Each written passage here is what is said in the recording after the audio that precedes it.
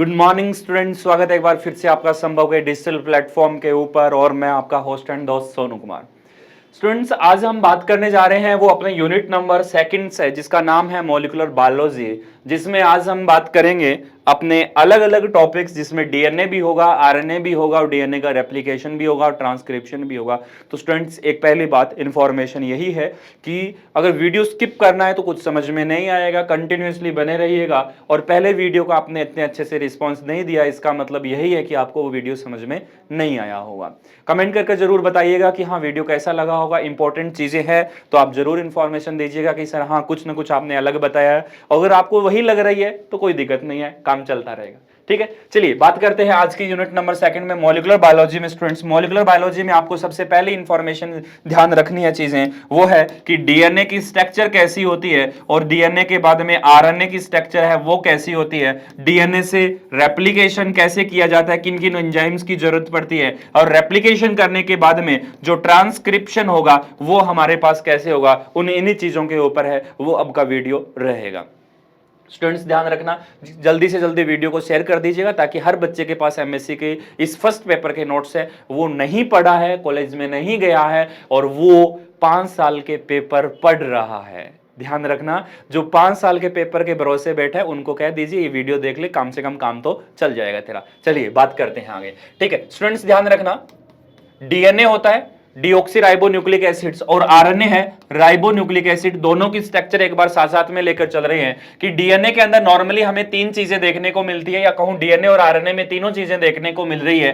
पहला होता है हमारे पास यहां पर नाइट्रोजन बेस देखने को मिलता है। उसी तरह से दूसरी चीजें होती है, उसमें हमें शुगर देखने को मिलती है, और जो शुगर होती है वो हमारे पास यहां पर शुगर कौन सी होती है, पेंटोज शुगर होती है, यानी 5 कार्बन की शुगर होती है। और तीसरा ग्रुप होता है वो हमारे पास यहां पर कौन सा होता है, आपका फॉस्फेट ग्रुप है, वो यहां पर प्रेजेंट रहता है। कुछ बुक में आपको फॉस्फेट ग्रुप देखने को मिलेगा और कुछ में यहां पर आपको फॉस्फोरिक एसिड देखने को मिलेगा। बात वही है, फॉस्फोरिक एसिड कह दीजिए या फॉस्फेट ग्रुप कह दीजिए। ये फॉस्फेट ग्रुप अभी भी यही कवर कर लेता हूं कि फॉस्फेट ग्रुप होता है वो हमेशा अपने ऊपर नेगेटिव चार्ज रखता है, और नेगेटिव चार्ज रखने के कारण ये डीएनए के ऊपर पाया जाएगा। डीएनए के अंदर होता है, डीएनए के अंदर क्या होगा, नेगेटिव चार्ज उत्पन्न करेगा, और साथ साथ में डीएनए की क्या होती है, बैकबोन बनाती है, यानी पूरी रीढ़ की हड्डी या पूरे डीएनए को स्ट्रॉन्ग बनाने का काम कौन करता है, आपका ये फॉस्फेट ग्रुप करता है। हमेशा ही ध्यान रखना, डीएनए के ऊपर नेगेटिव चार्ज होता है वो किसकी वजह से आता है, आपका इसी फॉस्फेट ग्रुप की वजह से आता है।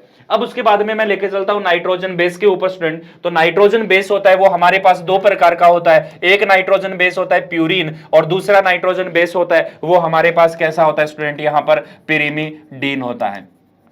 ठीक है, प्यूरिन नाइट्रोजन बेस होता है, उसमें नॉर्मली हमें किसको लेना होता है, एडेनिन और ग्वानिन को लेना होता है। पिरिमिडीन के अंदर हम बात करते हैं साइटोसिन आता है, आपका थाइमिन आता है, और आरएनए की बात करते हैं तो वहां पर कौन आता है, यूरेसिलस आता है। उसके बाद में प्यूरिन की बात करूं तो ये प्यूरिन हमेशा ही कैसा होता है, 9 मेंबर्ड रिंग होती है। कौन सी रिंग होती है इसकी, 9 मेंबर्ड रिंग होती है। पिरिमिडीन्स के अंदर मैं बात करूं यहां पर तो हमें क्या देखने को मिलता है स्टूडेंट्स, यहां पर ये कैसी रिंग होती है, हमारे पास 9 मेंबर्ड रिंग होती है, क्योंकि इसमें 9 मेंबर पाए जाते हैं। और इसमें कितने होते हैं, हमारे पास 6 मेंबर्ड रिंग होती है, यानी 6 मेंबर पाए जाएंगे। इनकी जो स्ट्रक्चर होती है वो हमारे पास कुछ इस तरह की बनती है, यहां से लेकर इस तरह की बनती है, और इसकी 6 मेंबर की रिंग स्ट्रक्चर है वो हमारे पास नॉर्मल बेंजीन रिंग के समान बनती है। लेकिन आपको ध्यान में यही रखना है क्या, कि आपके पास यहां से जो नंबरिंग स्टार्ट होगी वो 1 नंबरिंग यहां पर दोगे, 2 number, 3 number, 4 number, 5 number, 6 number,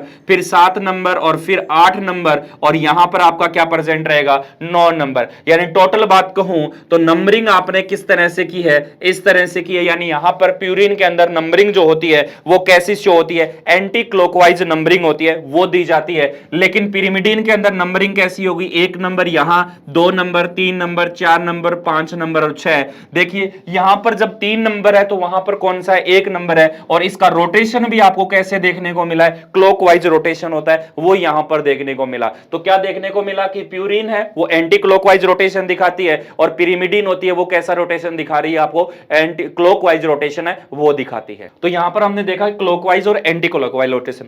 अब हमें मेन चीज है वो लिखनी है कि 1 नंबर, 3 नंबर, 7 नंबर और 9 नंबर क्या लिखनी है?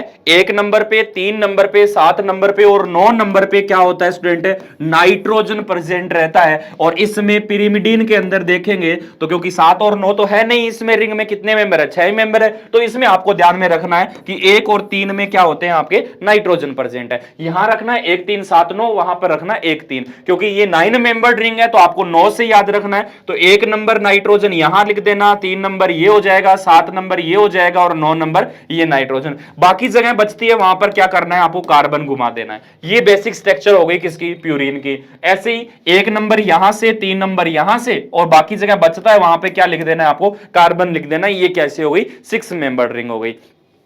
अब बात आती है, ये तो हो गया नाइट्रोजन बेस। अब बात आती है, वो आती है शुगर के ऊपर कि हमारे पास शुगर होती है, वो किस तरह की होती है? पेंटोज शुगर होती है, 5 कार्बन की होती है। तो पहला कार्बन ये रहा, दूसरा carbon, 3 number carbon, 4 number carbon और इस 4 नंबर कार्बन से बाहर निकला हुआ कौन सा है? 5 नंबर कार्बन है। हमेशा ही फर्स्ट कार्बन के ऊपर एक तरफ OH ग्रुप, दूसरी तरफ H ग्रुप। अगर आप आरएनए की स्ट्रक्चर पढ़ रहे हैं तो यहां पर आपको OH और H लिखना पड़ेगा, यहां पर भी आपको OH और H लिखना पड़ेगा, यहां पर H लिखना पड़ेगा और यहां पर CH2OH लिखना पड़ेगा। ये स्ट्रक्चर किसकी है? राइबोज शुगर की। अगर हम बात कर रहे हैं डीएनए की तो डीएनए के अंदर आपको क्या लिखना पड़ेगा स्टूडेंट्स? यहां पर सिर्फ आपको H को हटाना है और H हटाते ही आपके पास सिर्फ ऑक्सीजन को हटाना है और यहां पर क्या लिखना है? H लिखना है। ये किसकी स्ट्रक्चर बन गई? डीऑक्सीराइबोज शुगर की। ठीक है, तो ये डीएनए की शुगर हो गई। अब आता है कि शुगर हो गई, नाइट्रोजन बेस हो गया और फॉस्फेट हमने देख लिया। अब न्यूक्लियोसाइड कैसे बनेगा? क्योंकि हमने न्यूक्लिक एसिड देख लिया, अब न्यूक्लियोसाइड के ऊपर बात करनी है कि न्यूक्लियोसाइड कैसे बनेगा। तो न्यूक्लियोसाइड में ध्यान रखना कि ये आपके पास कौन सा है? नाइट्रोजन बेस है। नाइट्रोजन बेस आपको नॉर्मली मैं कहूं, एक बार मैं पिरिमिडीन को नाइट्रोजन बेस के रूप में यहां पर ले रहा हूं, जिसमें 1 नंबर यहां पर, चलो इसको चेंज कर लेते हैं, 1 नंबर, 3 नंबर, 7 नंबर और 9 नंबर के ऊपर पिरिमिडीन ले रहे हैं। तो पिरिमिडीन के अंदर हमारे पास क्या था? 1 नंबर पे नाइट्रोजन था, 3 नंबर पे नाइट्रोजन था। अब यहां पर क्या देखने को मिलेगा कि ऑक्सीजन ग्रुप यहां से रिमूव होगा, यहां ऑक्सीजन है और यहां पर आपका क्या होगा? हाइड्रोजन ग्रुप रिमूव होगा और ये क्या करेगा? 1 नंबर के साथ बॉन्ड बनाएगा। इस बॉन्ड को हम क्या कहते हैं? एन ग्लाइकोसिडिक बॉन्ड के नाम से है, वो हम जानते हैं। तो ये बन गया हमारा किसका? प्यूरिन का। अगर आप देखिएगा, अगर एडिनिन आपका शुगर के साथ जुड़ता है तो उसे हम एडिनोसिन कहते हैं। अगर आपका ग्वानिन इस शुगर के साथ जुड़ता है तो यहां पर ग्वानोसिन नाम आएगा। अगर आपका थाइमिन शुगर के साथ जुड़ता है तो उसे हम थाइमिडीन कहेंगे। अगर यूरेसिल इसके थाइमिन शुगर के साथ जुड़ता है तो यूरिडीन कहेंगे। अगर साइटोसिन शुगर के साथ एन ग्लाइकोसिडिक बॉन्ड के साथ जुड़ता है तो उसे हम क्या कहेंगे? साइटोसिन जुड़ेगा तो साइटोडीन कहेंगे। तो प्यूरिन जब जुड़ा शुगर के साथ तो लास्ट में क्या आया? एडिनोसिन और ग्लूकोसिन। लेकिन जब पिरिमिडीन जुड़ा तो उसके साथ क्या आया? थाइमिडीन, यूरिडीन और साइटोडीन। तो लास्ट में डीन आएगा तो पिरिमिडीन होगा, सीन आएगा तो आपके पास किसको लेना है? प्यूरिन को लेना है। और ये जो स्ट्रक्चर बनी है वो किसकी बन गई? ग्लाइकोसिडिक बॉन्ड की बन गई, ग्लाइकोसिडिक यानी न्यूक्लियोसाइड की बन गई। अब एक चीज और ध्यान रखना, अगर आप प्यूरिन को लेते हो तो प्यूरिन में हमेशा ही 9 नंबर नाइट्रोजन है, वो शुगर का 1 नंबर कार्बन के साथ कौन सा बॉन्ड बनाएगा? एन ग्लाइकोसिडिक बॉन्ड बनाएगा। और अगर आपने पिरिमिडीन ले लिया तो पिरिमिडीन का 1 नंबर नाइट्रोजन और शुगर का 1 नंबर कार्बन, जैसे इसका 1 नंबर नाइट्रोजन ये था, 3 नंबर ये था, तो 1 नंबर नाइट्रोजन किसके साथ है? कार्बन का 1 नंबर कार्बन के साथ यहां पर क्या हो रहा है? बॉन्ड बन रहा है। तो ये कार्बन 1 नंबर के साथ इसके साथ बॉन्ड बना, उसे हम क्या कह दिया? एन ग्लाइकोसिडिक बॉन्ड है, वो नाम दे दिया। तो ये पूरी स्ट्रक्चर आपके पास किसकी जाती है? वह स्ट्रक्चर जिसमें एन ग्लाइकोसिडिक बॉन्ड होता है, शुगर और नाइट्रोजन बेस आपस में जुड़े हुए रहते हैं, क्या कहलाता है? न्यूक्लियोसाइड कहलाता है। अब इसी न्यूक्लियोसाइड के 5 नंबर कार्बन के ऊपर जब यहां से क्या होगा? H ग्रुप और OH ग्रुप रिमूव हो जाता है और यहां पर ऑक्सीजन, फॉस्फेट, ऑक्सीजन, फॉस्फेट और ऑक्सीजन और फिर फॉस्फेट, यानी टोटल बात कहूं तो आपके पास क्या देखने को मिलेगा कि यहां पर आपके पास 3 फॉस्फेट ग्रुप होते हैं। वो अगर अटैच हो जाते हैं तो इस प्रकार की स्ट्रक्चर को हम क्या कहते हैं कि ये न्यूक्लियो किस में बदल चुका है, साइड न्यूक्लियोटाइड में बदल चुका है। ध्यान रखना, पहला फॉस्फेट आपको किस नाम से जाना जाएगा, अल्फा फॉस्फेट, दूसरा बीटा फॉस्फेट और तीसरा गामा फॉस्फेट। ये एक स्ट्रक्चर बन गई किसकी, न्यूक्लियोटाइड की। जब न्यूक्लियोसाइड के 5 नंबर कार्बन के साथ शुगर के आपकी 3 फॉस्फेट अल्फा बीटा गामा जुड़ते हैं तो ये हमारे पास कैसी स्ट्रक्चर बन जाती है, न्यूक्लियोटाइड की बन जाती है। अब अगर यहां पर एडिनिन होता, यहां पर जैसे मान लो मैंने कह दूं साइटोसिन होता, तो यहां पर जुड़ा शुगर जुड़ी तो साइटोडीन हो गया, ये 3 फॉस्फेट जुड़ गया तो क्या नाम हो जाएगा, साइटोडीन ट्राइफॉस्फेट। अगर यहां पर एडिनिन होता तो क्या बोलोगे, एडिनोसिन ट्राइफॉस्फेट। अगर यहां ग्वानिन होता तो ग्वानोसिन ट्राइफॉस्फेट। अगर यहां थाइमीन होता तो थाइमीन जब शुगर के साथ जुड़ता है तो क्या बनता है, थाइमिडीन बनता है, और ट्राइफॉस्फेट तो लिखना है थाइमिडीन ट्राइफॉस्फेट। यानी ये शुगर आपके पास ये स्ट्रक्चर किसकी बन जाती है, एक प्रकार के न्यूक्लियोटाइड की बन जाती है। ये इधर वाली ये दोनों जुड़े तो न्यूक्लियोसाइड, और ये जुड़ गया तीनों के साथ तो न्यूक्लियोटाइड बन गया। ठीक है, यहां तक बात आई समझ में। अब अगर देखिए कि आपके पास एक न्यूक्लियोटाइड है, जैसे ये एक न्यूक्लियोटाइड है, इसी न्यूक्लियोटाइड की स्ट्रक्चर को मैं क्या करता हूं, एक न्यूक्लियोटाइड हम दूसरा न्यूक्लियोटाइड और ले लेते हैं, एक न्यूक्लियोटाइड और ले लेते हैं, तो हमारे पास क्या हो गया कि हमने इसका एक न्यूक्लियोटाइड की स्ट्रक्चर का फॉर्मेशन है वो और कर लिया। ये हमारे पास क्या हो गया स्टूडेंट्स, यहां पर ध्यान रखना, न्यूक्लियोटाइड का फॉर्मेशन है वो हमारे पास यहां पर क्या हुआ है आपको देखने को मिला है। चलो इसको एक बार हम यहां पर क्या करते हैं, इस स्ट्रक्चर को लेते हैं, इसकी कॉपी करते हैं, और कॉपी करके इसको क्या कर देते हैं, हम इस न्यूक्लियोटाइड को यहां पर बना लेते हैं। ये हो गया हमारे पास दूसरा न्यूक्लियोटाइड। अब स्टूडेंट ध्यान रखना, एक न्यूक्लियोटाइड और हमने क्या बना दिया, दूसरा न्यूक्लियोटाइड। अब यहां पर ध्यान देना कि जो ये बॉन्ड बना था, इसके और इसके बीच में बॉन्ड बना, ये बॉन्ड कौन सा है, एस्टर बॉन्ड है। यहां पर ये बॉन्ड बना है, ये बॉन्ड भी आपके पास कौन सा था, एस्टर बॉन्ड था। ठीक है, ये बॉन्ड था वो कौन सा था, एन ग्लाइकोसिडिक बॉन्ड था। ये बॉन्ड कौन सा था, एन ग्लाइकोसिडिक बॉन्ड था। अब क्या किया जाएगा वो अच्छे से समझना कि इस एक फर्स्ट नंबर न्यूक्लियोटाइड है और सेकंड नंबर न्यूक्लियोटाइड है। इस फर्स्ट नंबर न्यूक्लियोटाइड का जो 3 नंबर कार्बन का हाइड्रोजन है वो यहां से क्या हो जाता है स्टूडेंट, रिमूव हो जाता है। तो यहां से वो हाइड्रोजन क्या हो जाएगा आपका, इस जगह से हट जाएगा। अब क्या होता है, ऑक्सीजन की वैलेंसी होती है 2, एक बॉन्ड है तो एक बॉन्ड और बनाएगा। तो अब ये ऑक्सीजन क्या करता है स्टूडेंट्स, उसको ध्यान में रखना। ये अब ऑक्सीजन है वो आपके पास क्या करेगा, यहां पर इसके ऊपर यानी फॉस्फेट ग्रुप के ऊपर क्या करेगा, अटैक करेगा। आ रही होगी बात समझ में। इस ऑक्सीजन ने क्या कर दिया, इस फॉस्फेट के ऊपर यहां पर अटैक किया। तो जैसे ये फॉस्फेट के ऊपर अटैक करेगा, तो यहां जैसे ही फॉस्फेट के ऊपर अटैक हुआ, यहां पर प्रेजेंट ये दोनों फॉस्फेट कौन कौन से, अल्फा और बीटा फॉस्फेट, ये तुरंत ही क्या हो जाते हैं, अपनी जगह छोड़ देते हैं।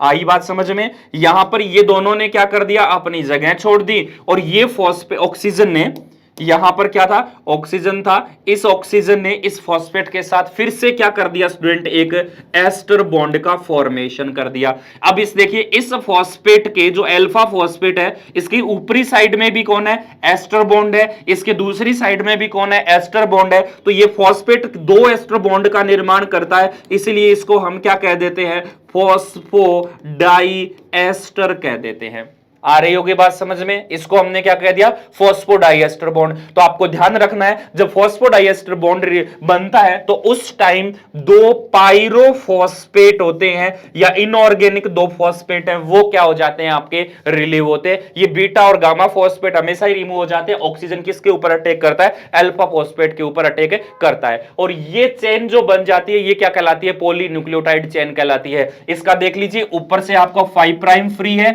और नीचे की तरफ जाओगे तो यहां पर कौन सा फ्री है, 3 प्राइम फ्री है। तो ये क्या है, 5 प्राइम से 3 प्राइम की तरफ हमारे पास क्या बन गया है, पॉलीन्यूक्लियोटाइड की एक चेन है वो फॉर्मेशन है, हो गई है। आई बात समझ में? चलिए अब ये क्या हो जाता है, एक चेन यहां बन गई, अगर इसके सामने दूसरी चेन भी बन जाती है, यहां पर एक 5 प्राइम हो जाता है, दूसरा 3 प्राइम हो जाता है, तो ये आपकी चेन क्या हो जाती है, डीएनए का निर्माण कर लेती है। और अगर ये सिंगल चेन रहती है तो ये किसका निर्माण करती है, आपके सिर्फ नॉर्मली आरएनए का निर्माण करती है। आरएनए में सिर्फ यहां पर क्या होगा, ऑक्सीजन ग्रुप, यहां पर ऑक्सीजन ग्रुप आएगा, यहां ऑक्सीजन ग्रुप आएगा, तो ये किसकी बन जाएगी, आरएनए की चेन बन जाएगी। और अगर यहां से आप ऑक्सीजन ग्रुप को हटा दोगे तो डीएनए बन जाएगा, और यहां ऑक्सीजन ग्रुप लगा दोगे तो क्या बन जाएगा, आरएनए बन जाएगा। अगर यहां से आपने ऑक्सीजन हटा दिया तो किसकी स्ट्रक्चर हो जाएगी, डीएनए की वापस से स्ट्रक्चर हो जाएगी। पूरी की पूरी ऐसी स्ट्रक्चर है, वो आपस में क्या होती है, चलती जाती है। ये देखना, ये आपस में एक दूसरे के साथ इस तरह से जुड़ती जाएगी और आगे आपकी स्ट्रक्चर का फॉर्मेशन, जैसे एक न्यूक्लियोटाइड, दूसरा न्यूक्लियोटाइड, इसके नीचे मान लो तीसरा न्यूक्लियोटाइड, इसके नीचे चौथा न्यूक्लियोटाइड, ये आपस में जुड़ते जाएंगे, एक चेन का निर्माण हो जाएगा, जो किसका फॉर्मेशन करेगा, आपका डीएनए का फॉर्मेशन है वो यहां पर होगा। यानी डीऑक्सीराइबोन्यूक्लियोटाइड की एक चेन है वो हमारे पास बन गई। एक स्टैंड ये और दूसरा स्टैंड ये। अब ध्यान देना, एक चीज और कहते हैं कि डीएनए में हमेशा ही फॉस्फेट ग्रुप बाहर की तरफ रहता है, हां रहता है। नाइट्रोजन बेस कहां रहते हैं, अंदर की तरफ रहते हैं। तो डीएनए जब हेलिक्स लाइक इस तरह की स्ट्रक्चर का फॉर्मेशन करता है तो हमारे पास क्या देखने को मिलता है स्टूडेंट, कि ये बाहर की तरफ किनारों के ऊपर हमेशा ही कौन रहता है, फॉस्फेट रहता है। इसीलिए फॉस्फेट को क्या कहा जाता है, डीएनए की बैकबोन कहा जाता है। और अंदर की तरफ यहां पर क्या होते हैं, आपके नाइट्रोजन बेस है वो यहां पर प्रेजेंट रहते हैं। और नाइट्रोजन बेस हमेशा ही क्या करते हैं, एक दूसरे से इस तरह से हाइड्रोजन बॉन्ड बनाते हैं। एडेनिन हमेशा ग्वानिन के साथ, एडेनिन हमेशा थाइमिन के साथ डबल हाइड्रोजन बॉन्ड बनाएगा। ग्वानिन हमेशा ट्रिपल बॉन्ड किसके साथ बनाएगा, साइटोसिन के साथ। दोबारा सुनना, एडेनिन डबल बॉन्ड किसके साथ बनाएगा, थाइमिन के साथ। डबल बॉन्ड कौन सा होगा, हाइड्रोजन बॉन्ड होगा। ग्वानिन 3 हाइड्रोजन बॉन्ड बनाएगा, किसके साथ, साइटोसिन के साथ। और एक ऐसी डबल हेलिकल स्ट्रक्चर का फॉर्मेशन हो जाएगा। ये स्ट्रक्चर किसने डिस्कवर की थी, वॉटसन एंड क्रिक ने डिस्कवर की थी। वॉटसन एंड क्रिक ने कब किया था, 1953 के अंदर। कैसे, किस मेथड से किया था, एक्सरे क्रिस्टलोग्राफी किया। एक्सरे क्रिस्टलोग्राफी के द्वारा क्या कर दिया था उन्होंने, इस डीएनए को स्ट्रक्चर को डिस्कवर किया। अब डीएनए आपके पास कितने, 4 टाइप के डीएनए देखने को मिलते हैं normally, A DNA, B DNA, C DNA और Z DNA. A B C DNA होता है वो हमेशा ही कैसा होता है, राइट हैंडेड की तरफ होता है। लेकिन जेड डीएनए होता है वो कैसा होता है, लेफ्ट हैंडेड की तरफ होता है। यानी उसका रोटेशन कैसा होता है, लेफ्ट हैंडेड की तरफ होता है। ए DNA, B DNA, C DNA के अंदर डिफरेंस आपको नॉर्मली कहां देखने को मिलेगा, कि एक हेलिक्स की लंबाई है वो यहां से लेकर यहां तक की बात करें तो अलग अलग, जैसे बी डीएनए की बात करूं तो 34 एंगस्ट्रॉम की मिलती है। अब एक ध्यान रखना, आपको कईयों को यहां पर नोटबुक में लिखा होगा 34 एंगस्ट्रॉम, 34 एंगस्ट्रॉम, और कुछ की नोटबुक में लिखा होगा 3.4 नैनोमीटर। तो ध्यान रखना, जब एंगस्ट्रॉम को आपको नैनोमीटर में कन्वर्ट करना है तो उसको 10 से भाग दे दीजिए, आपको किस में कन्वर्ट हो जाएगा, नैनोमीटर में कन्वर्ट हो जाएगा। और जब नैनोमीटर को आपको एंगस्ट्रॉम में कन्वर्ट करना है तो उसे 10 से गुणा कर देना, आपका रेशियो किस में कन्वर्ट हो जाएगा, एंगस्ट्रॉम में कन्वर्ट हो जाएगा। तो आपकी इच्छा है कि नैनोमीटर में जो रिजल्ट लिखना है नैनोमीटर में लिखिए, एंगस्ट्रॉम में रिजल्ट लिखना है तो एंगस्ट्रॉम में लिखिएगा। नाइट्रोजन बेस है वो अलग अलग होते हैं, 2 नाइट्रोजन बेस के बीच की दूरी है वो जेड डीएनए और बी डीएनए के अंदर नॉर्मली बी डीएनए आपको देखने को मिलता है, लेकिन जेड डीएनए बहुत ज्यादा कम मात्रा में देखने को मिलता है। लेकिन जेड डीएनए पे एक क्वेश्चन आता है कि जिग जैग लाइक स्ट्रक्चर किसकी होती है, तो वो किसकी स्ट्रक्चर बनी होती है, आपकी जेड डीएनए की है, वो यहां पर देखने को मिलती है। आई बात समझ में? अगर यहां पर कुछ चीजें और देखनी है, जैसे मैं बात करूं कि हमारे पास और किस किस की स्ट्रक्चर हम देख सकते हैं, एक्चुअल में डीएनए कैसे हमें दिखाई देता है, किस तरह से नाइट्रोजन बेस की स्ट्रक्चर बनती है, तो यहां पर देखिएगा कि हमारे पास जो स्ट्रक्चर होती है वो किस इस तरह की बनती है। ये देख लीजिए, नाइट्रोजन बेस है, यहां पर मैं इस चीज को आगे कर देता हूं। अब देख लीजिए कि ये इस तरह से हमारे पास क्या होता है, नाइट्रोजन बेस होते हैं, वो आपस में एक दूसरे के साथ इस तरह से क्या होते हैं स्टूडेंट, जुड़े हुए रहते हैं। ऐसी डीएनए की स्ट्रक्चर है वो हमारे देखने को मिलती है। ये देखिए इसमें क्या होता है, नैनोमीटर लिखा हुआ है। आगे बात समझ में, ऐसी डीएनए और आरएनए की स्ट्रक्चर होती है वो हमें दिखती है। और नॉर्मली अगर मैं स्ट्रक्चर की बात करूं तो हमें एक्चुअल में जो डीएनए की स्ट्रक्चर होती है वो हमें किस तरह की दिखाई देती है, तो वो डीएनए की स्ट्रक्चर हमें कैसे दिखाई देती है, इस तरह का डीएनए है वो नॉर्मली यहां पर क्या होता है स्टूडेंट, प्रेजेंट रहता है। इस तरह का डीएनए है वो नॉर्मली हमारे प्रेजेंट रहेगा। और ये डीएनए कौन सा है आपका, ये डीएनए है वो कौन सा है, बी डीएनए के फॉर्म्स के अंदर प्रेजेंट होता है। ये हो गया डीएनए की स्ट्रक्चर, और साथ में मैंने कवर कर दिया किसको, आरएनए की स्ट्रक्चर को भी। आरएनए हमारे नहीं है लेकिन थोड़ा बहुत ध्यान में रखना आरएनए के बारे में भी। चलिए स्टूडेंट्स, अब बात करते हैं हम यहां से नेक्स्ट के ऊपर कि हमारे पास और क्या क्या चीजें किस तरह की प्रेजेंट रह सकती है, तो उनके ऊपर बात करते हैं। चलिए आगे देखते हैं स्टूडेंट्स, अब बात करते हैं, हम आगे कि डीएनए से जब डीएनए की कॉपी बनाई जाती है तो उनके लिए कुछ एंजाइम की आवश्यकता होती है, उसके लिए उस प्रोसेस को हम क्या कहते हैं, यहां पर डीएनए से डीएनए की कॉपी बनाना यानी रेप्लिकेशन करना। यानी क्या होगा, पूरा का पूरा रेप्लिकेशन होगा। रेप्लिकेशन होगा तो रेप्लिकेशन में हमें क्या चाहिए, बहुत सारे एंजाइम की आवश्यकता होती है। एंजाइम से पहले यह ध्यान में रखना कि हमेशा ही यूकैरियोटिक की सेल में रेप्लिकेशन होता है वो कहां होता है, आपका एस फेज के अंदर पूरा होता है, और जो प्रोकैरियोटिक सेल में रेप्लिकेशन होता है वो हमेशा ही कहां होता है, आई से जब सी की तरफ चलते हैं तो इस सी के अंदर हमारे पास क्या होता है स्टूडेंट, देखने को मिलता है, हमें रेप्लिकेशन देखने को मिलता है। यानी कि यहां पर टोटली देखा जाए तो हमारे पास सबसे पहले G1 फेज आती है, फिर एस आती है, फिर G2 आती है, और फिर आपकी कौन सी आती है, एम फेज आती है। तो हमेशा ही रेप्लिकेशन एस फेज में होता है, और इधर प्रोकैरियोटिक सेल में पहले आई फेज, फिर सी फेज और डी फेज, और जो सी फेज होती है वो क्या करती है, डीएनए का रेप्लिकेशन करने का काम होता है स्टूडेंट्स, वो यहां पर किया जाता है। आ रही होगी बात समझ में। अब बात करते हैं कि हमारे पास इन प्रोकैरियोटिक सेल्स और यूकैरियोटिक सेल्स के अंदर हमें किस किस एंजाइम्स की जरूरत होती है, कौन कौन से एंजाइम्स यहां पर आवश्यकता होती है, उनके ऊपर बात करते हैं। इस चीज को अच्छे से देख लीजिएगा। सबसे पहले बात करता हूं कि मैं यहां लिख देता हूं एक तरफ कि हमारे पास कौन सा प्रोकैरियोटिक सेल्स है और दूसरी तरफ हमारे पास कौन सा यूकैरियोटिक सेल है। दोनों को कंपेरिजन लेकर साथ में ही चलेंगे कि हमारे पास क्या क्या देखने को मिलता है। सबसे पहले मैं बात करता हूं तो सबसे पहले आता है कि प्रोकैरियोटिक सेल्स में हमारे पास जो डीएनए होता है वो कैसा होता है, एक सर्कुलर साइज का डीएनए होता है, इस तरह का डीएनए है वो रहता है, और इस डीएनए के अंदर एक ओराई साइट्स होती है जिसको हम ओरिजिन ऑफ रेप्लिकेशन यानी ओराई कहते हैं, वो यहां पर प्रेजेंट है। कहीं भी हो सकती है, यहां हो सकती है, वहां हो सकती है, लेकिन यूकैरियोटिक सेल्स में क्या होता है, हमारे पास डीएनए होता है वो हमारे पास कुछ इस तरह से सर्कुलर लीनियर आकृति के रूप में प्रेजेंट रहता है। ठीक है, इसमें दूसरा पॉइंट यही आएगा कि जो ओराई साइट्स होती है वो यहां पर हमारे पास कैसी होती है, सिंगल होती है, एक ही पाई जाती है, लेकिन इसमें ओराई साइट्स होती है वो हमारे पास क्या देखने को मिलती है, मल्टीपल देखने को मिलती है। यानी यहां भी हो सकती है वो साइट, यहां भी हो सकती है, यहां भी हो सकती है, यहां भी हो सकती है, यानी अलग अलग प्रकार की मल्टीपल साइट्स होती है, वो हमें यहां पर क्या होता है स्टूडेंट्स देखने को मिलता है। अब बात करते हैं कि हमारे पास जो रेप्लिकेशन साइट्स होगी वो कैसी होती है, किस तरह की होती है। तो ध्यान रखना 3 नंबर बातें हैं वो यही होती है कि जो ओराई साइट्स होती है वो हमारे पास 2 यूनिट के द्वारा मिलकर बनी होती है। पहली यूनिट होती है उसे हम कहते हैं 30 साइट्स, और दूसरी यूनिट होती है उसे हम कहते हैं कौन सी, 9 साइट। 30 साइट्स होती है वो हमारे पास कितनी यूनिट में देखने को मिलती है, 3 सब यूनिट्स के रूप में प्रेजेंट्स रहती है। यानी यहां पर कितनी सब यूनिट्स के रूप में रहेगी, 3 सब यूनिट के रूप में रहेगी। 9 होती है वो हमारे पास कैसी रहती है, 5 सब यूनिट के रूप में रहती है। ऐसे स्ट्रक्चर बनाऊं तो मैं यहां पर ध्यान दीजिएगा कि 30 की ये तो हमारे पास क्या होगी, 3 साइट्स है वो हमारे किसकी देखने को मिल गई, 30 की साइट देखने को मिल गई, और ये हमारे पास किसकी साइट देखने को मिलती है, 9 की साइट्स होती है वो हमारे पास देखने को इस तरह से मिलती है। लेकिन एक चीज ध्यान रखना, 9 की जो एक यूनिट होती है वो कहां होती है, 30 के पास होती है। यहां से लेकर यहां तक लगभग आपके पास कितने बेस पेयर होते हैं, 245 बेस पेयर की हमारे पास क्या होती है स्टूडेंट, ओराई साइट्स होती है वो यहां पर प्रेजेंट रहती है। उसी तरह से आगे की बात करूं तो यहां पर आपको नॉर्मली प्रोकैरियोटिक सेल्स के अंदर हमें जो ओराई साइट्स देखने को मिलती है वो हमारे पास क्या होती है स्टूडेंट्स, अलग होती है। अलग होती है यानी कहूं तो यहां पर जो ओराई साइट्स होती है वो मल्टीपल होती है, मल्टीपल में अलग अलग साइट्स होती है। जैसे यहां पर कहूं तो A1 हो गया, फिर उसके बाद में हमारे पास B1 साइट्स हो गया, फिर हमारे पास B2 साइट्स हो गया, फिर हमारे पास B3 साइट्स हो गया, फिर हमारे पास B4 साइट्स हो गया। ऐसे करके 5 यूनिट्स के द्वारा मिलकर बना होता है। इनकी जो लंबाई होती है यहां से लेकर यहां तक की वो हमारे पास लगभग कितनी बेस पेयर की होती है, 100 बेस पेयर की होती है। तो आपको इतना ध्यान में रखना है कि यूकैरियोटिक सेल्स में जो ओरिजिन ऑफ रेप्लिकेशन की साइट्स होती है, जहां से रेप्लिकेशन स्टार्ट होता है, वो कितने बेस पेयर का होता है, 100 बेस पेयर का था, उसमें कितनी यूनिट होती है, 5 यूनिट्स के रूप में प्रेजेंट होती है। लेकिन प्रोकैरियोटिक सेल्स में कितने, 245 बेस पेयर की वो सीक्वेंस होती है, 5 यूनिट्स 2 सब यूनिट के द्वारा मिलकर बनी होती है, टोटल 8 सब यूनिट की होती है। 30 की साइट 3 यूनिट के रूप में प्रेजेंट रहती है, 9 की साइट है वो 5 सब यूनिट के रूप में हमारे पास यहां पर क्या होती है स्टूडेंट, प्रेजेंट रहती है। जो ये साइट्स होती है वो हमेशा ही कैसी होती है, एटी रिच सीक्वेंस होती है। यानी कि यहां पर हमारे पास कैसा होगा, एडेनिन और थाइमिन की कॉन्सेंट्रेशन है वो हमें यहां पर सबसे ज्यादा देखने को मिलती है। आगे बात समझ में। अब इसी के आगे मैं चलता हूं कि जो ओरिजिन ऑफ रेप्लिकेशन है उसको पहचानने का काम कौन करता है। इसे पहचानने के लिए हम यहां पर लिखते हैं कि हमारे पास कौन सा होगा, इनिशिएटर प्रोटीन होती है।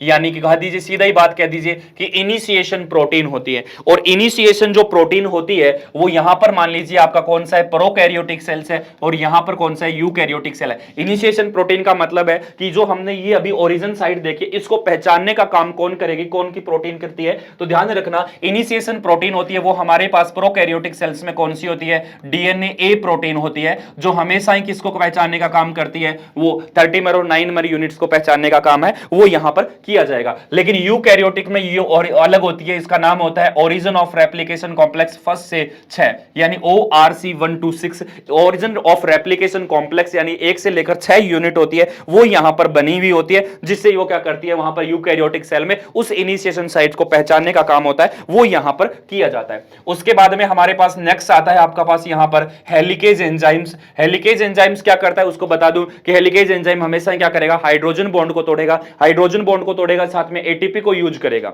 ध्यान है, प्रोकैरियोटिक और यूकैरियोटिक दोनों सेल में प्रेजेंट होता है, उसकी दोनों डायरेक्शन हेलिकेज की प्रेजेंट होती है, एक 3 प्राइम से 5 प्राइम जाता है, एक 5 प्राइम से 3 प्राइम की तरफ आता है। और हेलिकेज एंजाइम्स क्या करता है, यहां पर अलग अलग होता है। जैसे इकोलाई की सेल्स की बात करूं तो यहां पर हेलिकेज एंजाइम्स होता है, वो आपके पास कौन सा होगा, डीएनए बी होगा। हेलिकेज एंजाइम कौन सा होगा, डीएनए बी होगा। और यहां पर यूकैरियोटिक सेल्स में हेलिकेज एंजाइम कौन सा होगा आपका, MCM 2 to 7, यानी कि मिनी क्रोमोसोमल मेंटेनेंस 2 से 7 यूनिट होती है, वो यहां पर आपके पास है, वो प्रेजेंट रहती है।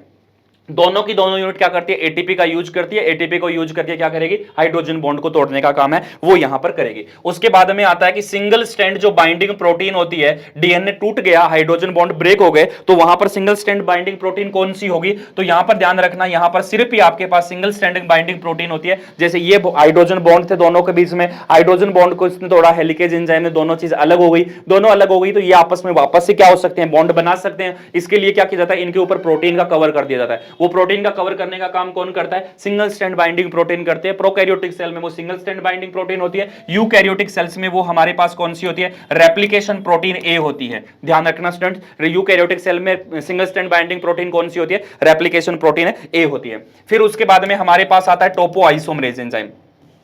कौन सा एंजाइम यहां पर, टोपो आइसोमरेज एंजाइम्स होता है, वो यहां पर इंक्लूड होता है। अब टोपो आइसोमरेज को ध्यान में रखना, वो क्या करता है कि जब डीएनए ओपन हो रहा होता है तो पीछे क्या हो जाता है, सुपर कोइलिंग कह जाते हैं। कई बार हम रस्सी को इसे खींचते हैं तो पीछे वो एकदम आपस में इस तरह से क्या हो जाती है, गुच्छा बन जाता है। तो उसको हटाने के लिए हमें क्या चाहिए, topoisomerase. Topoisomerase enzyme 2 प्रकार के होते हैं, topoisomerase first and topoisomerase second. First होता है वो एक स्टैंड पे कट लगाता है, टोपो आइसोमरेज सेकंड होता है वो क्या करता है, दोनों स्टैंडों पे कट लगाता है। तो हमेशा प्रोकैरियोटिक सेल्स में टोपो आइसोमरेज एंजाइम्स को हम किस नाम से जानते हैं, डीएनए गायरेज एंजाइम के नाम से जानते हैं। यहां पर हम टोपो आइसोमरेज फर्स्ट सेकंड नहीं कहेंगे, यहां पर सिर्फ हम क्या कहेंगे, टोपो आइसोमरेज को हम क्या कहते हैं, प्रोकैरियोटिक सेल में डीएनए गायरेज कहते हैं। और यहां पर आपकी इच्छा है, यूकैरियोटिक सेल में टोपो आइसोमरेज फर्स्ट भी होता है और साथ साथ में टोपो आइसोमरेज आपके क्या होता है, सेकंड्स में यहां पर प्रेजेंट रहता है। उसके बाद में स्टूडेंट्स ध्यान रखना कि आपको हेलिकेज लोडर की जरूरत पड़ती है, यानी हेलिकेज को लेकर आने की जरूरत है, वो यहां पर पड़ती है। तो हेलिकेज लोडर सीधा ही बता देता हूं कि हेलिकेज लोडर होता है वो आपके पास इकोलाई की सेल्स में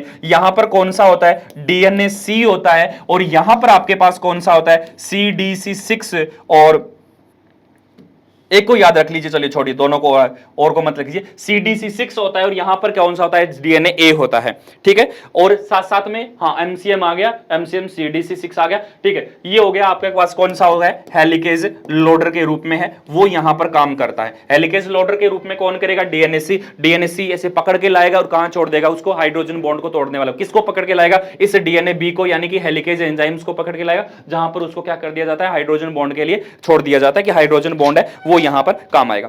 फिर उसके बाद में आता है हमारे पास कौन सा, प्राइमेज। प्राइमेज का मतलब होगा कि आरएनए का निर्माण करना, डीएनए में आरएनए का निर्माण करेगा, उस छोटे से सीक्वेंस का निर्माण करेगा जिसे हम किस नाम से जानते हैं, प्राइमर के नाम से जानते हैं, जो छोटे से आरएनए का रूप में सीक्वेंस के रूप में काम करता है।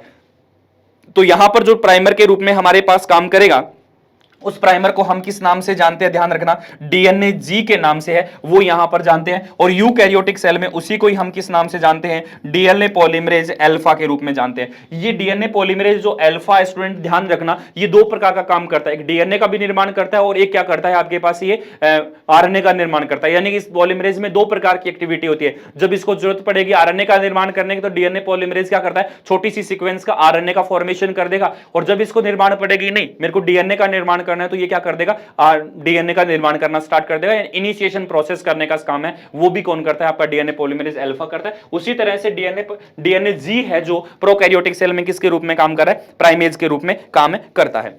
अब उसके बाद में आता है मेन चीजें हैं वो आपके पास है डीएनए पॉलीमरेज। अब ध्यान रखना है प्रोकैरियोटिक सेल में पॉलीमरेज फर्स्ट होता है, सेकंड होता है, उसके साथ थर्ड भी होता है, फिर पॉलीमरेज फोर्थ भी होता है, और पॉलीमरेज कौन सा होता है, फिफ्थ। यानी 5 प्रकार के पॉलीमरेज होते हैं। 5 प्रकार के पॉलीमरेज में से ध्यान रखना जो आपका मेन पॉलीमरेज होता है वो कौन सा होता है, आपके पास यहां पर डीएनए पॉलीमरेज थर्ड होता है। उसी तरह से यूप्रोकैरियोटिक सेल्स के अंदर भी आपके पास DNA polymerase alpha, beta, gamma, delta, epsilon, theta, iota, kappa, इस तरह से बहुत सारे पॉलीमरेज होते हैं वो होते हैं। लेकिन आपके काम के कितने हैं, मेन पॉलीमरेज होते हैं वो आपके पास एक तो ये होता है, यानी DNA polymerase alpha, delta and epsilon. ये आपके पास कैसे होते हैं स्टूडेंट, मेन पॉलीमरेज के रूप में है, वो यहां पर काम किए जाएंगे। बाकी एंजाइम्स है वो कहां आएंगे, जब डीएनए डैमेज हो रहा होगा वहां पर ये काम में आने के लिए काम में करेंगे।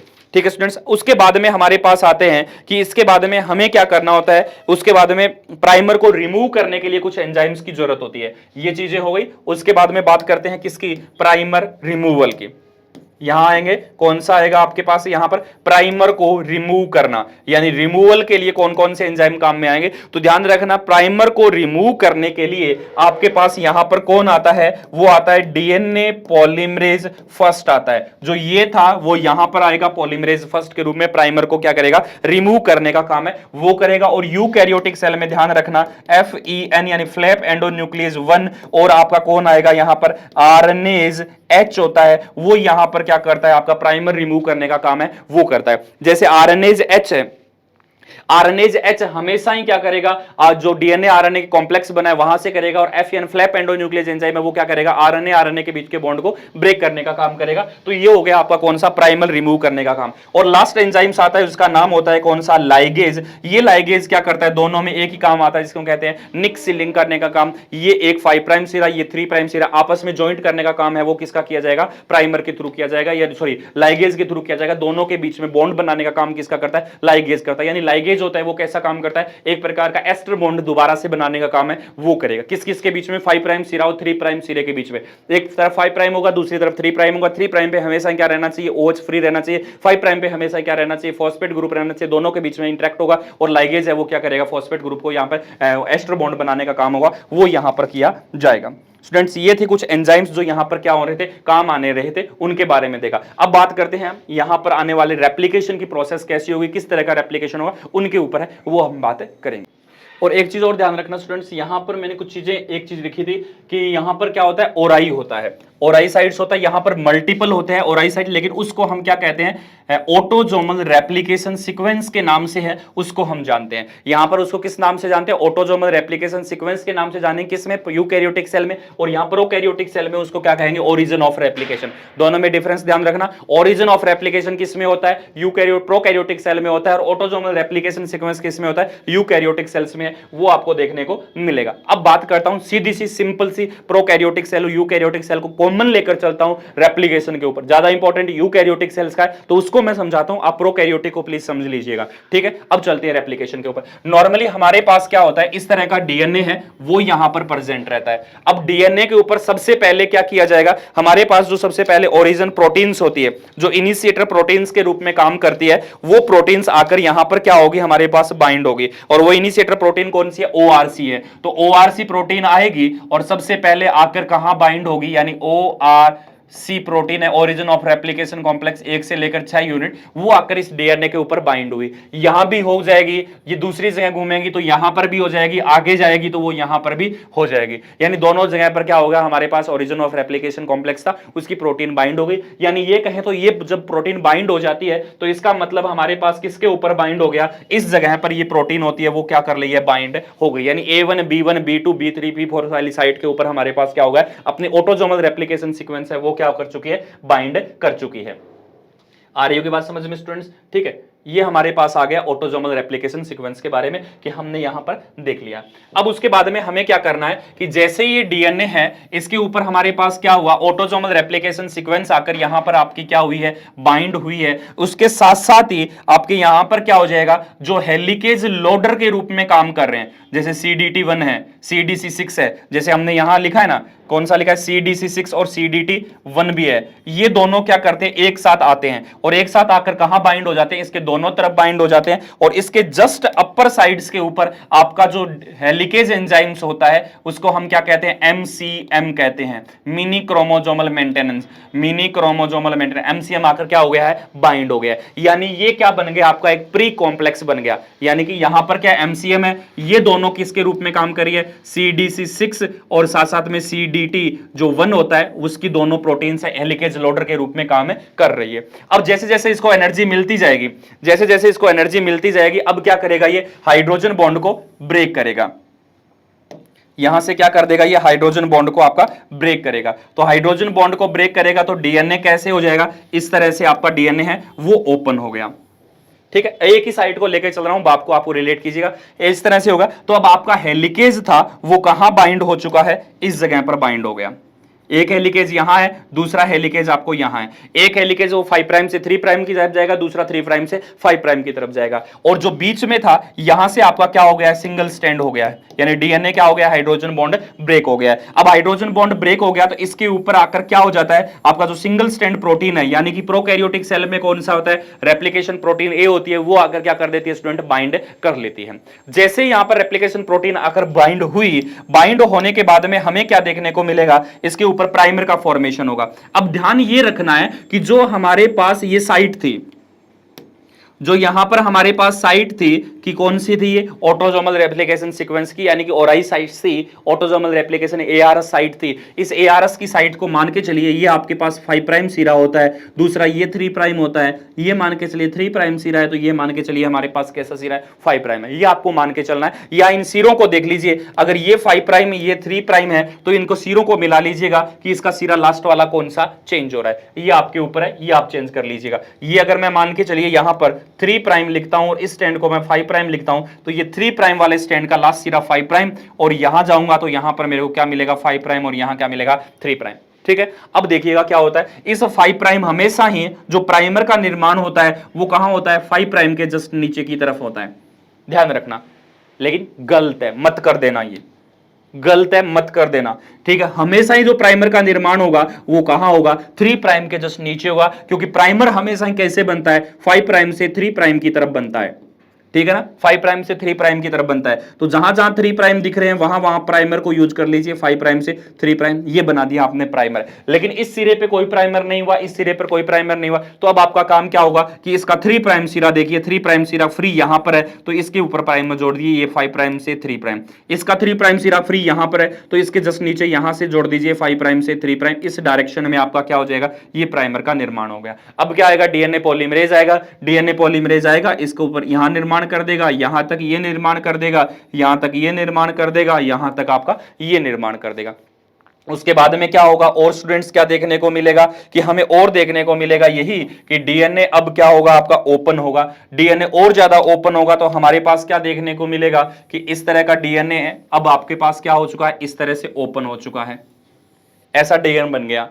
ठीक है, अब इसकी बीच की साइड्स थी वो आपके पास ये रही, यहां वाली साइड्स, यहां अपने प्राइमर का यूज कर रखा था, यहां अपने प्राइमर का यूज कर रखा था, यहां प्राइमर का यूज कर रखा था, और यहां कर रखा था। यहां से किया था तब तो वो डीएनए यहां तक बना दिया, यहां से किया था तो वो डीएनए हाइड्रोजन बॉन्ड यहां तक बन गया, यहां से डीएनए बन रहा था वो यहां तक बन गया, और यहां से डीएनए बन रहा था वो यहां तक बन गया। लेकिन ये भी अभी भी साइड खाली है, तो इसके लिए क्या किया जाएगा स्टूडेंट, यहां पर फिर से प्राइमर का यूज किया जाएगा, और यहां पर फिर से प्राइमर का यूज किया जाएगा, और यहां से करते हुए डीएनए को यहां तक क्या कर दिया जाएगा, ट्रांसफर कर दिया जाएगा। सिर्फ प्रोकैरियोटिक यूकैरियोटिक सेल की बात करूं तो इस जगह को काम करने के लिए सिर्फ आपका पॉलीमरेज जो आया था वो पॉलीमरेज कौन सा था, अल्फा पॉलीमरेज था। लेकिन यहां पर आपके पास क्या हुआ है कि आपके पास अल्फा पॉलीमरेज तो कैसा हो गया है, रिमूव हो गया है, जो डेल्टा एंड एप्सिलॉन थे वो क्या हो चुके हैं, बाइंड हो चुके हैं। अब डीएनए पॉलीमरेज यहां देख लीजिएगा, डीएनए पॉलीमरेज डेल्टा होता है, वो हमेशा ही कौन से स्टैंड पे बाइंड होता है, लीडिंग स्टैंड पे बाइंड होता है। और एप्साइलोन है वो आपका कौन से स्टैंड पे बाइंड होता है, हमेशा ही लैगिंग स्टैंड के ऊपर है वो बाइंड होता है। स्टूडेंट इस चीज को ध्यान रखना कि हमेशा ही क्या होगा, एक स्टैंड लैगिंग बनेगा, दूसरा स्टैंड आपके पास किस तरह का फॉर्मेशन करेगा, लीडिंग स्टैंड का फॉर्मेशन है वो यहां पर होगा। तो एक स्टैंड आपको कैसा देखने को मिला है, लीडिंग स्टैंड देखने को मिला है, एक स्टैंड आपके पास क्या देखने को मिला है, लैगिंग स्टैंड देखने को मिला है। और वही स्टैंड जो कंटिन्यूअसली आपके पास क्या करेगा, आगे ग्रोथ करेगा, जो कंटिन्यूअसली चलता रहेगा वो किस तरह से जाएगा, लीडिंग स्टैंड का निर्माण करेगा। वो स्टैंड किसका फॉर्मेशन करेगा, आपके पास है लीडिंग का फॉर्मेशन करेगा। सॉरी गलत लिख दिया मेरे ख्याल में, ये क्या होगा आपके पास है लैगिंग स्टैंड का फॉर्मेशन होगा, और ये क्या करेगा आपके पास लीडिंग स्टैंड का फॉर्मेशन करेगा। और लीडिंग स्टैंड वही होता है जो हमेशा ही कैसा होता है, कंटिन्यूअसली चलता है। तो ये स्टैंड आपके पास कैसा होगा, लीडिंग स्टैंड होगा। ये कंटिन्यूअसली चल रहा है तो ये भी कैसा होगा, लीडिंग स्टैंड होगा। ये कैसा है आपके पास, लैगिंग स्टैंड है, और ये भी कैसा है आपके पास, लैगिंग स्टैंड है। इसका मतलब इस जगह पर जो पॉलीमरेज काम में आ रहा है वो कौन सा आ रहा है, डेल्टा आ रहा है, और इस जगह पर जो पॉलीमरेज काम में आ रहा है वो कौन सा आ रहा है आपके पास है, एप्सिलॉन काम में आ रहा है। इस जगह पर कौन सा आ रहा है, एप्सिलॉन आ रहा है, इस जगह पर कौन सा आ रहा है आपका डेल्टा काम में आ रहा है। तो इस तरह से क्या होगा, डेल्टा और एप्सिलॉन एंजाइम्स है वो क्या होंगे, काम में आएंगे। फिर उसके बाद में हमारे पास क्या होगा स्टूडेंट, प्राइमर रिमूव करने वाले आएगा। प्राइमर हमने क्या कर दिया, यहां से प्राइमर को रिमूव कर देंगे, यहां से हम प्राइमर को क्या कर देंगे, रिमूव कर देंगे, यहां से हम प्राइमर को रिमूव कर देंगे, यहां से हम क्या कर देंगे, प्राइमर को रिमूव कर देंगे। ये छोटे छोटे फ्रेगमेंट बन गए। तो इन्हीं छोटे छोटे फ्रेगमेंट्स को हम किस नाम से जानते हैं, तो ध्यान रखना इन्हीं फ्रेगमेंट को हम क्या कहते हैं, यहां पर ओका जाकी फ्रेगमेंट्स के नाम से है वो उनको जानते हैं। इन फ्रेगमेंट्स को हम किस नाम से जानते हैं, ओकाजाकी फ्रेगमेंट्स के नाम से जानते हैं। फिर क्या होगा, दूसरा प्राइमर आएगा, दूसरा प्राइमर आकर यहां पर क्या कर देगा, इस गैप को फिल कर देगा। यहां पर पॉलीमरेज आएगा, इस गैप को फिल कर देगा। और ऐसे आपका क्या हो जाएगा, डीएनए लाइगेज एंजाइम आएगा बाद में, और डीएनए लाइगेज एंजाइम्स आकर क्या कर देगा, यहां पर हाइड्रोजन बॉन्ड का एस्टर बॉन्ड का फॉर्मेशन कर देगा, यहां एस्टर बॉन्ड का फॉर्मेशन कर देगा, यहां एस्टर बॉन्ड का फॉर्मेशन कर देगा। जहां जहां से प्राइमर हटे थे वहां वहां क्या कर देगा, एस्टर बॉन्ड का फॉर्मेशन कर देगा। उम्मीद कर रहा हूं दोस्तों ये चीजें आपको पसंद आई होगी।